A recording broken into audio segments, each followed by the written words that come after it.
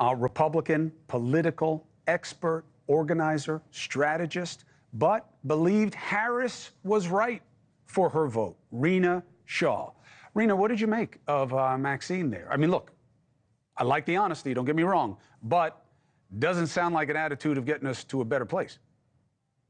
Well, Chris, first, I'd be remiss if I didn't acknowledge how many of my fellow American women are hurting today. And that's what I heard in Representative Waters' voice, because she feels that a great swath of the country missed the message about Donald Trump, a message that they got every day of the week when he was in the White House from 2016 onward. And we kicked him out in 2020 for a reason, the handling of the COVID-19 pandemic. That's what I believe really sunk him. The fact that he's back in now, Chris, it's not some brilliant strategy. It wasn't Susie and Chris Lasavitas who were brilliant strategists behind the scenes. It was luck on the issues. I've been on your show here saying it's about trust and priorities this election. Luck. And what we, yeah. How's the economy luck? How is people being pissed off about a porous border or wokeism luck? Well, lucky that people shifted their priorities, particularly American women. You know, we get talked about like we're a monolith all the time. American women are complex, whether rural or urban, whether Gen X or Gen Z.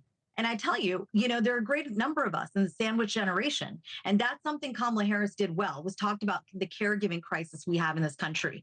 Trump would have been better if he did that. He didn't stick to the script on economy. We know that. But again, it was luck. People shifted their priorities at some point. When they tuned in, they decided to shift their trust as well. Is it luck or is it reality, Rena, that women, and look, of course, I'm not a woman. Of course, this is an issue, in my opinion, as you've heard me argue many times, reproductive rights, I thought, was a dispositive issue in this election. I was wrong. But the idea that they're going to prioritize that, we rarely saw any polling that showed that reproductive rights, or how it's often reduced to as just abortion, was a priority for them. So how is it luck? Women care, but they cared about other things as much or more. And that's how Trump got lucky, because we have a duopoly here, right? And so in accepting Trump, they weren't fully accepting Trump, actually. They were more rejecting Harris and Biden and the Democrats. I mean, this is that referendum on the party in power that we talk about all the time. I mean, you can't see these kinds of numbers unless people are frustrated with the party that they believe is governing, that they believe will give them another 4 good years. They looked back at the last 4, and what they did was punished Harris, not because she didn't run a great campaign. She did an astonishingly, amazingly good job. I have to emphasize that in 3 months' time. I mean, we just don't see these kinds of things happen. So there was no flaw in her as a person, no flaw in the campaign. There were a couple missteps that I think were pretty significant.